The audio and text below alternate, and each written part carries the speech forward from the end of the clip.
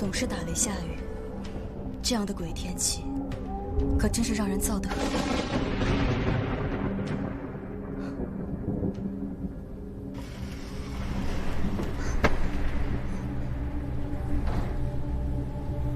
老爷这个时辰肯定还在书房习作。补汤煮好了吗？煮好了，夫人。按照我的吩咐做的吗？是，夫人。煮了3个时辰，菜梗都烂熟了。那就好，去送吧。是。哎，让老爷别太辛苦了。哎。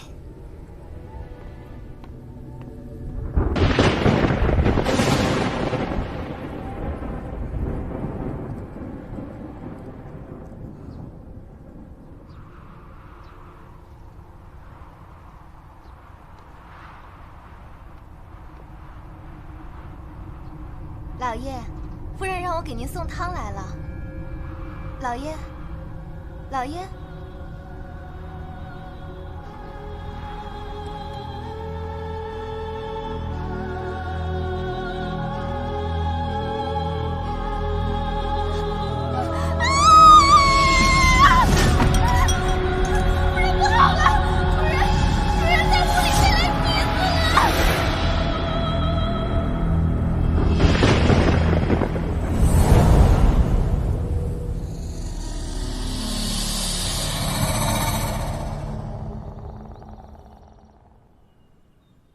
大理寺王嗣成在光天化日之下于家中被雷劈死，此事太过荒谬，太过荒谬啊！莫非这王嗣成贪赃枉法，操了天谴？休得胡言乱语！你有何证据说我大理寺官员贪赃枉法呀？我是没什么证据，可是老天爷看得真切。休得胡说！我为官清廉，就不怕遭了天谴？怎么会遭天谴呢？稍安勿躁啊！事关朝廷命官，要是消息传出，朝廷内部定会一片混乱呐。此事万万不得让陛下知晓。是啊。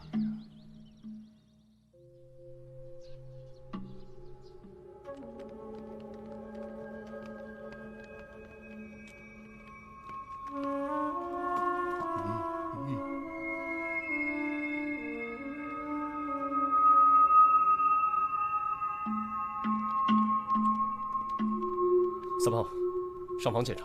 得嘞。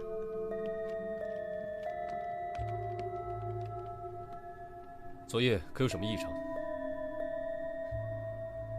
府中一向门禁森严，又有专人看守，未见任何异常啊。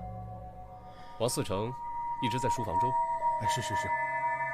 每天晚上主人都在房中习作。啊，是。可有人进出过？府中昨夜没有客人来访。主人平日里在房中处理公务，总是房门紧闭，听不得半点喧闹。没有吩咐，我们都不敢轻易打扰。是吗？是啊。可是，主人怎么会在房中被雷给劈死？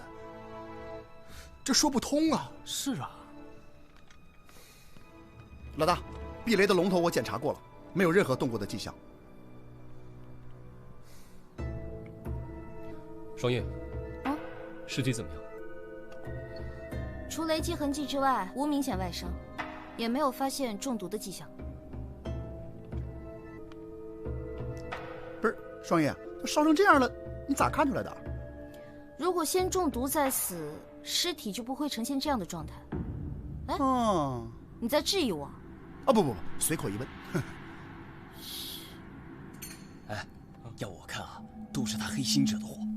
要不这雷电长了眼睛，不劈别人，偏偏进房劈他。哎，你小点声，别被夫人听见了。哎呀，不怕，他在房间里还休养着呢。再说了，实话还不让人说，平时就贪赃枉法，收那么多贿赂，能不得报应吗？哎，别说了。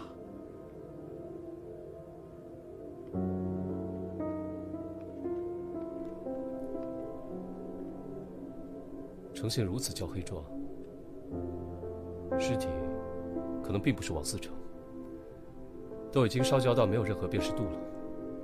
有可能被人偷换。反正要真是他就好了，贪官。哎，这人咋不穿鞋呢？啊，我家主人呐，脚上容易出汗，到了热天的时候啊，他一般在家都是打赤脚的。哦。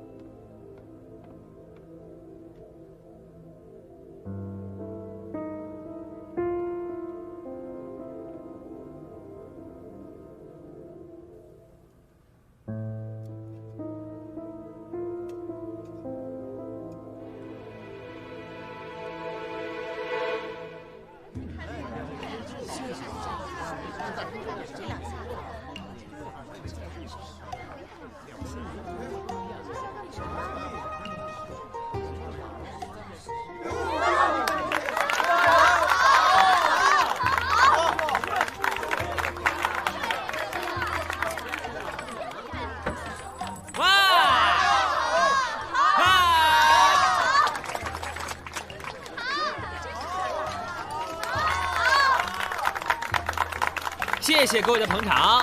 我们的幻术呢，10文钱包教包会，上天入地无所不能。啊，变戏法的，你过来。你干嘛？我要学幻术，我要学会。15文。啊，这么多，我可没有。我告诉你啊，你要学会幻术啊，今晚吃饭1个鸡腿变3个。我钱不够，我回去给我娘讨点。你给我等着，别走啊！好，不走，你快点啊！走。你怎么来了？王嗣成前夜被雷劈死，烧成黑炭，你可知道？我们老大让你去看看。不去。老大准备了香茅烤春鸡，吃不吃随你哦。烤鸡。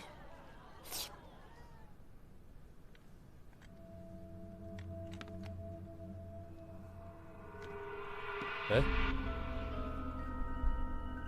萨摩，王嗣成的尸体是在哪里发现的？就在你脚边啊。这儿。嗯。物体上的龙头3炮已经检查过了，没有问题。不在房上，蹊跷就在房中。平常人家，房上往往设有龙头引雷，龙蛇伸向天空，蛇根连接引线直通地下。我刚看过引线了，在房内的一节竟然被截断了。什么？并且这引线被截断后，被人接上了一根细铜丝，一直通到这桌下，隐蔽地绕在桌腿上。可是，这是个木桌，难道还能把人电死不成？巧就巧在，这不是普通的木桌。你们看，这木桌上镶嵌有雕花的铜条，只要将铜丝接到这铜条上，房梁上的雷电就会直接引到房间里。更巧的是，你们刚说，王嗣成平日在房间里都不喜欢穿鞋吧？看来，凶手对王嗣成的习性了如指掌。每日既然只有他一人赤脚在书房习作，他需要做的只是在书桌上动手脚。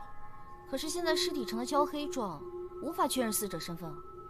去把王夫人请过来。是。一会儿，我们一起去看看王思成的尸体。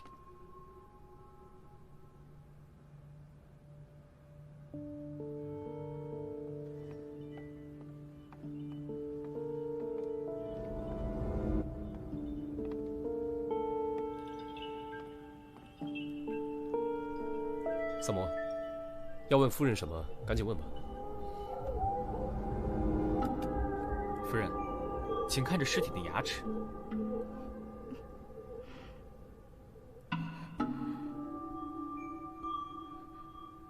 是不是王思成？是他，缺了3颗牙，是景泽。你怎么知道？今天我路过厨房的时候，碰巧看到了。哎，我为了办案看的。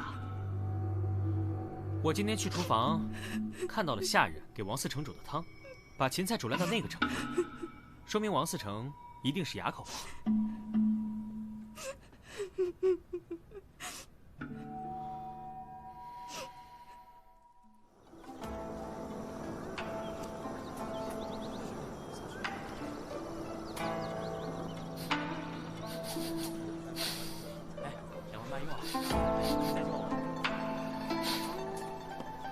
闻着味儿就来了，你属狗的？五方开外我就闻见了。我要是偷着吃点东西还不行吗？当然不行了，这是哪里的美味啊？我怎么从未闻过？一个住店客人带来的怪鱼，说是在山坡上捡的。怪，萨摩饮食大法第34条，样怪则鲜美。待我助他一臂之力。萨摩，出事了，赶紧跟我走！哎呦，急什么呀？天大的事也要等我的鱼汤开锅了再走啊！赶紧跟我走啊！我要喝汤！快跟我走！喝汤！跟我走！喝汤！快走！汤！走啊！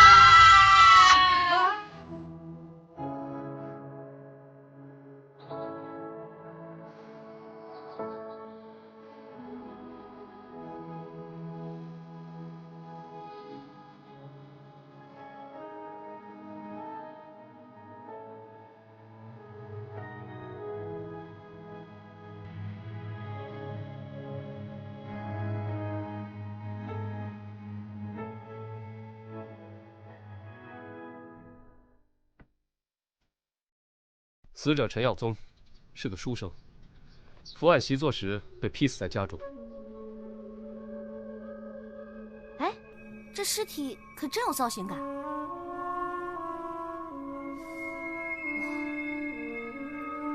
哎，他的手里紧紧握着这个，你们看。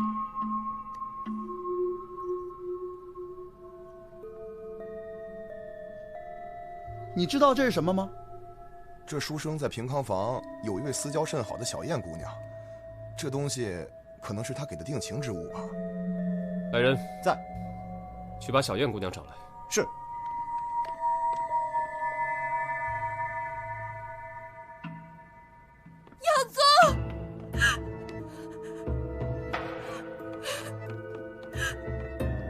耀宗，耀宗，为什么这么狠心离开我？为什么？我问你，知道这是什么吗？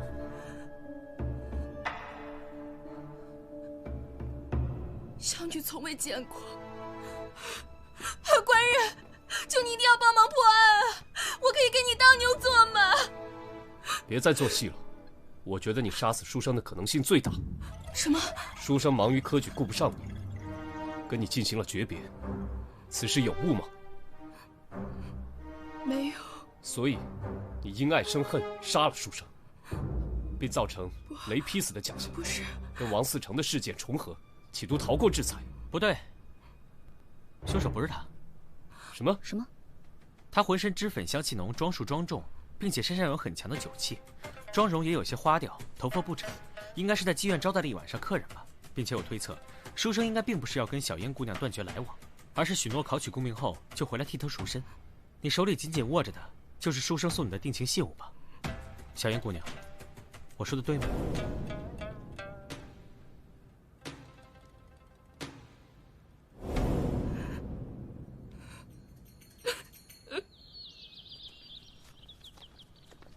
想问就问了，干嘛藏着掖着？我没有。爱问不问，难受的是自己吗？哎，小撒，是我想问啊，那个你怎么发现小燕姑娘嚎啕大哭是为了玉佩的事儿？很简单，她进来的一瞬间，第一时间就是摸自己胸口以上2寸的地方，不是心口的位置，所以不是为了平复呼吸，而是说明她的胸前挂有饰物。而且王思成夫人也让我见识到了，死掉爱人的那种伤心是演不出来的。虽然我不太理解那是一种什么感觉。王思成的尸体那边还有没有发现？暂时没有。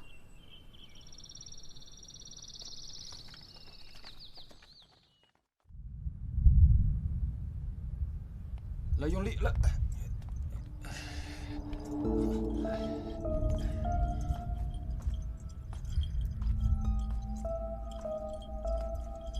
你们这是？啊，朝廷下令，防火防雷。用这个？嗯。找一块4寸的鱼尾形状的铜瓦放置在屋顶上，就可以避免雷电引发的天火。你们这个不行的，不行的。东起泰山雷，南起衡山雷，西起华山雷，北起衡山雷，中起嵩山雷，五雷速发。欲请实行，征服高蒙，水前2骑，混一成真。五雷，击毁皇陵，阴云变化，后见巡庭。伏击之，突发扬声，声雷急速行，急急如律。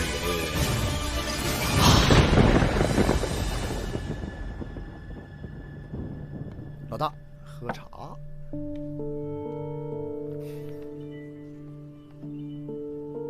如果按照萨摩所说，可以排除小燕作案嫌疑的话，就要从别的地方入手了。大理寺城、书省，这2个案子，这2起雷击事件发生的时间相近，案情相似，想必必定有联系。紫苏，你回想一下。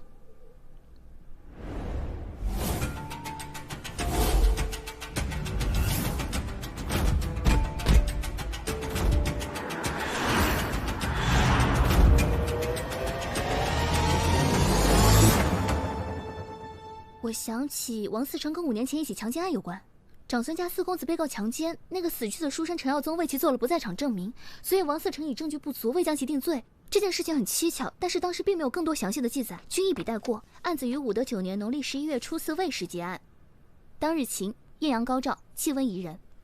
牛。当年案子的证人，果然是那个书生。这就是2人的联系。三炮，哎，你去探查一下那个妇女的亲人。好，这就去。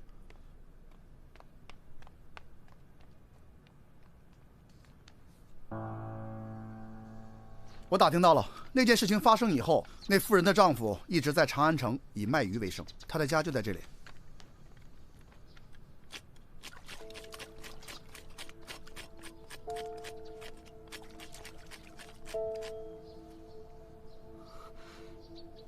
想必你已经知道大理寺城和书生的事情了。嗯，我知道。那你可知道，这2个人都与你妻子的案子有关？老天开眼，为我报仇雪恨。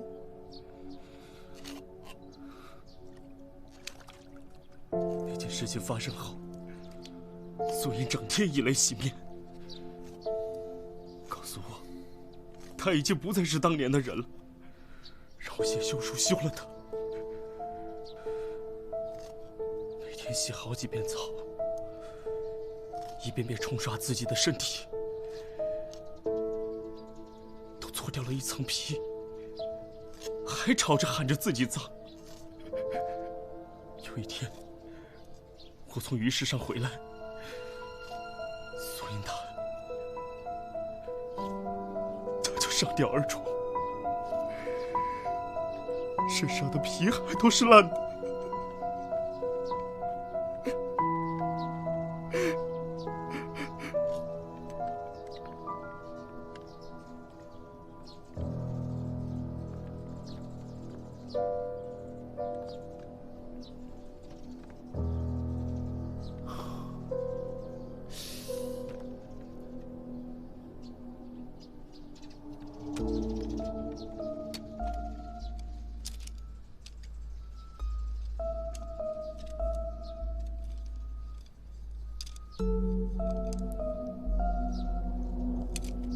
你现在是这个案子最大的嫌犯，这2个人的死跟你都脱不了干系，所以你必须要把事情说清楚。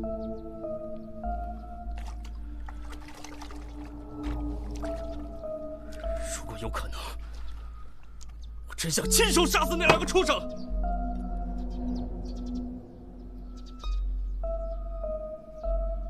可是下大雨那天，我在东市卖完鱼，就急忙赶回了家中，哪里都没有去。邻居可以为我作证。至于书生他死的当夜，是我固定每月自家鱼塘换池水的日子，一换池水就需要整整2天2夜，我根本没有时间出门。真是老天开眼，老天开眼呐！隔壁的渔夫跟你走动多吗？还可以，经常有往来啊。他平时为人如何？我们现在怀疑他与2起命案有关。啊？不可能吧？绝对不可能！他可是老实的要命，平时话不多，但是他总是帮助附近的邻居，还跟别的商贩不一样，常常把自己要卖的鱼分送给我们吃。这么好心的老实人，怎么可能杀人呢？那下雨那天，他在哪儿？你是说大暴雨那天？对，他在家。那天我去他家，想让他雨后帮我看看屋顶上的漏雨，他确实在家里。那2日前呢？2日前，哦，2日前他在家中换池水。昨天早上我妻子还抱怨晚上睡得不好，是因为被王老汉家里巨大的换水声给吵醒了好多次呢。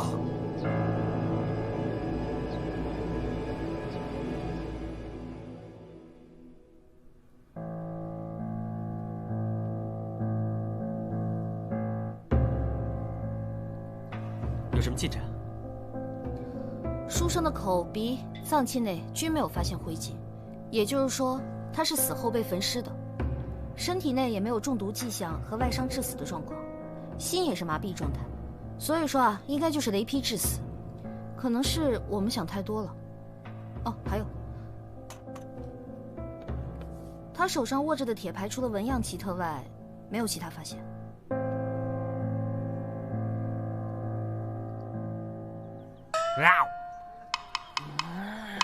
慢点吃啊，别噎着。世间没有会伤害我的食物。客官，里面请，里面请，不三不四招呼客人，快点快点。请。上面还有厢房啊。哇，我怎么从来没吃过这么好吃的鱼啊？这什么鱼啊？哪来的？最近的鱼市在卖很多奇怪的鱼，只要是我没见过的，我都会买来尝一尝。四娘，我发现你的手艺有进步哎。吃完赶紧朝案去，老娘等着收尾款呢。我差点忘了，你看这个。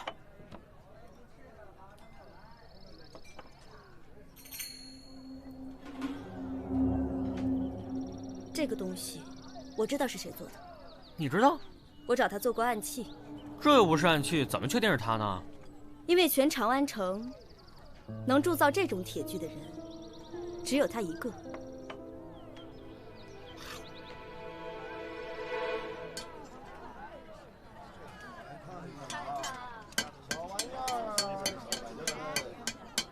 小哥，啊，你看看，你认得这个吗？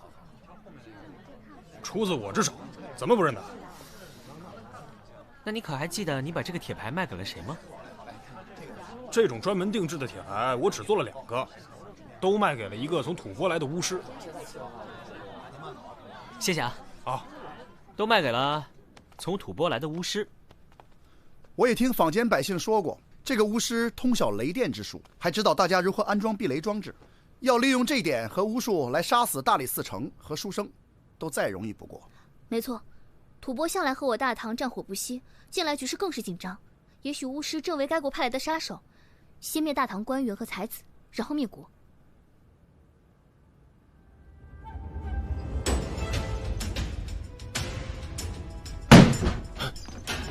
给我搜！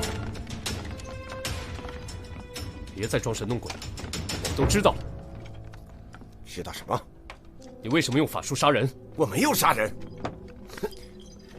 你还有什么说的？我看就是吐蕃派来的杀手，准备伏法吧。我冤枉啊！我只是在练习五雷咒，使用技巧还没有掌握。如果掌握，现在就该打雷了。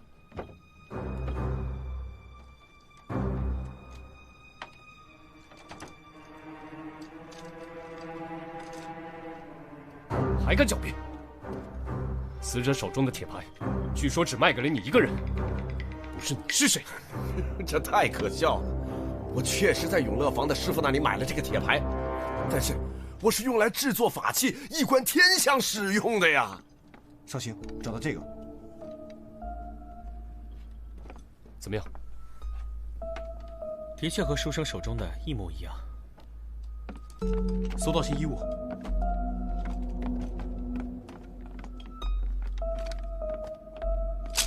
还有活鱼。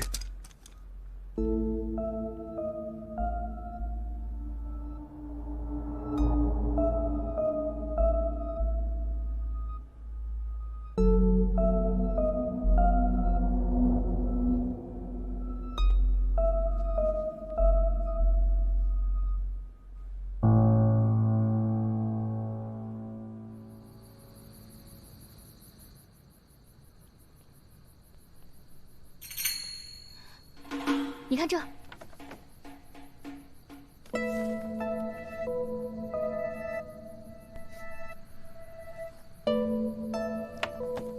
也就是说，当年的案子，为长孙公子作证的还有一人。对，宣化坊的一位素商。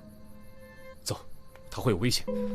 又有一人被电死了，死者是宣化坊的一位素商。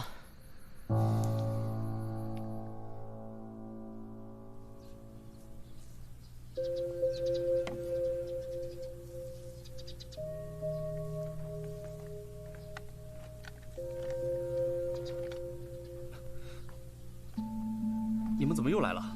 昨夜跟你妻子的案子有关的那个素商死了。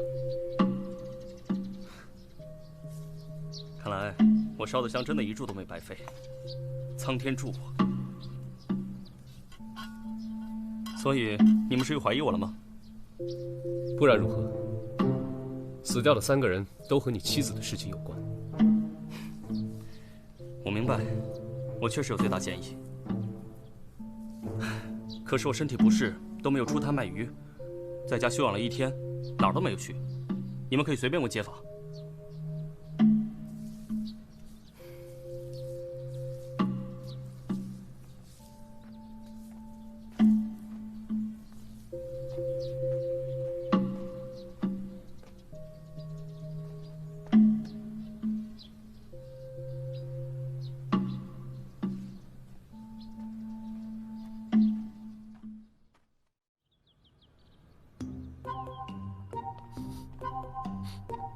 来，老大，喝鱼汤。这鱼汤可炖了很久哦。哎，你傻呀？嚯，是挺烫啊。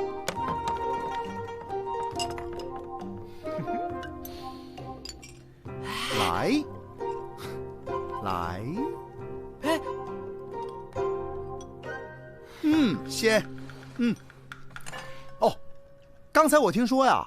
这鱼市上啊，最近出现了很多怪鱼，虽然味道一个比一个鲜美，但捕捞起来啊有点费劲。说灞河边有个渔夫收网的时候被累着了，浑身抽搐，直直的倒在水里，当场毙命。萨摩，我想知道，你的铁牌是不是曾经丢失过？你怎么知道？你还记不记得什么时候丢的？上次给巫师做铁牌时，刚做好2个就发现不见了。上次我来问你的时候，你怎么没说啊？我以为是小孩淘气给搞丢了，没放在心上，就再做了2个给巫师。这有什么问题吗？啊，没事。沈兴龙，啊，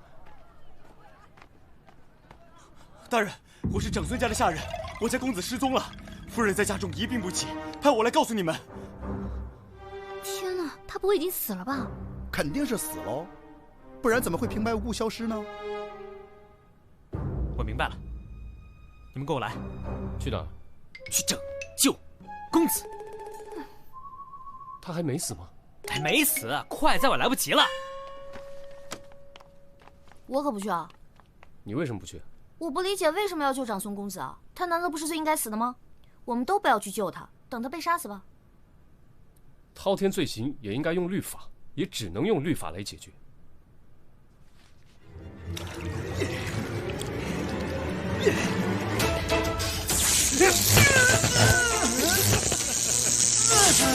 哈哈哈哈！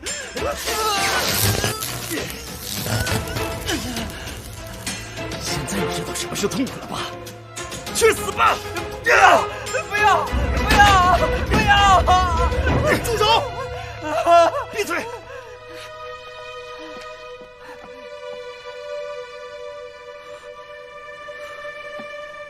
我认为我已经做好了一切，你们到底是怎么发现的？为了给亡妻复仇，你的确费尽心思。即便如此，你的作案手法还是漏洞百出。三炮告诉我，最近有渔夫因捕到怪鱼被累死，那是谣传。我在鱼市了解到的事实是，一位渔夫捕捉到了一种名叫电鲶的鱼，他不幸被电鲶电击而死，而这种电鲶正好满足了你复仇的需求。三炮在你的家里发现了吐蕃的法术竹简，说明你与吐蕃巫师有来往。我们搜查了巫师的住所，他的衣物都破烂不堪，鞋底也快被磨破，可见生活定十分窘迫。我看到他画的五雷符咒是错的，说明他确实不通术法，但他知晓些万物之理。还有活鱼啊！我们在巫师家还搜到了活鱼。巫师供述说，你在贩鱼的途中与他结识，得知巫师喜欢吃鱼，你就经常带着捕来的鱼去拜访他，他便授予了你一些引雷制电的原理。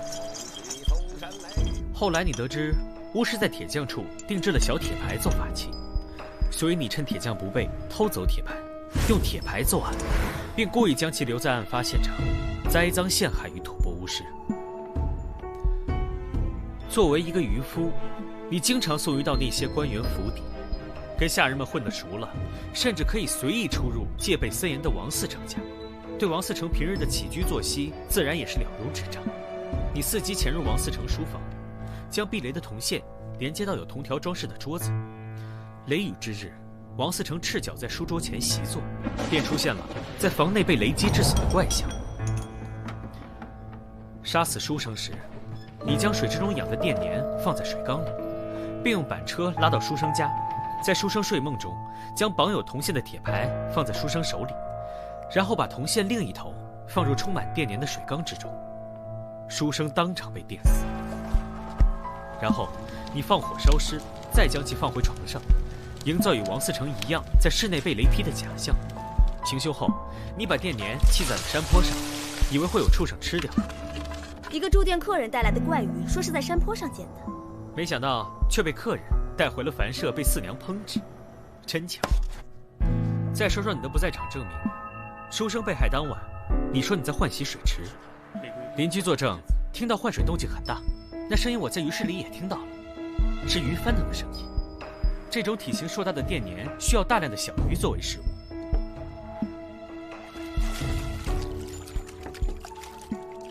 你将电鲶吃剩的小鱼分给了邻居，邻居还以为你是个好心的渔夫。你杀掉了王嗣成和书生之后，我们找到了你，你觉得事情快要败露，遂将素商杀死。从现场的痕迹和验尸结果推断，你杀死素商时异常仓促，手握木棍或木板，将其头按在了装有电鲶的水缸中，电死、烧焦。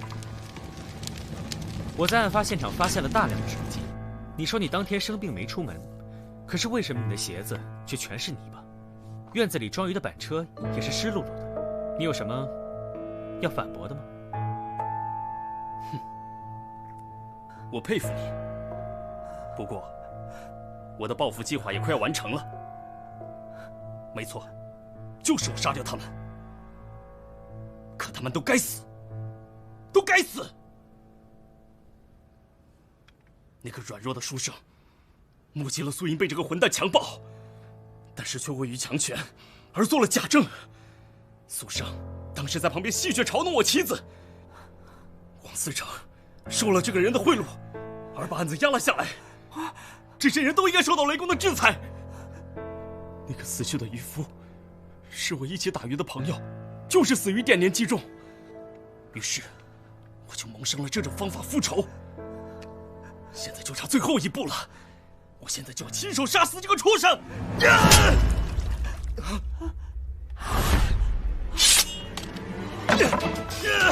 快人救我！快人救我！放手！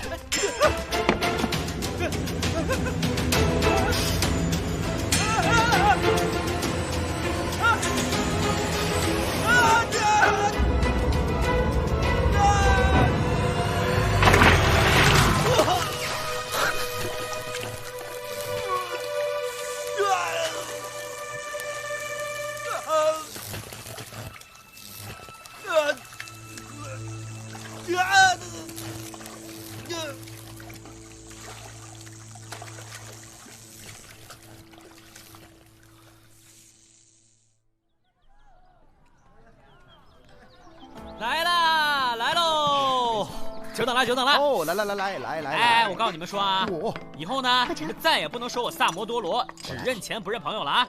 有什么好事没想着你们啊？这个是我独家秘制的萨罗汤，10全大补，所有的精华我都放在里面了。来，尝尝，尝尝。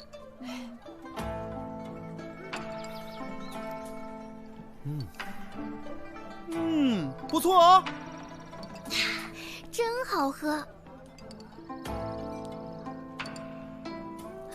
不过这渔夫虽然杀了人，从某种意义上来说，也算是替天行道了。总结的对，耶！那从某种意义上来说，咱们也算是替天行道了呀。什么意思啊？鱼汤，鱼汤挺好喝的。对啊，还行。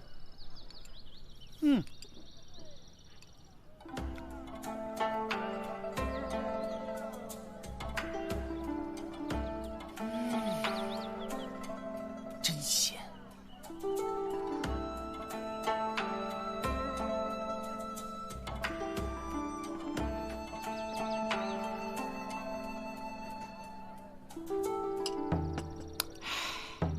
说不定，渔夫就在你们3个的肚子里呢。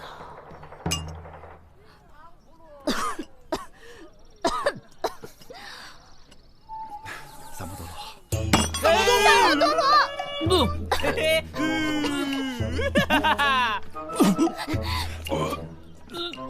任何人都不能打着主持正义的名号剥夺他人的生命权。我掐死你啊！我打！这是鲫鱼汤，鲫鱼汤。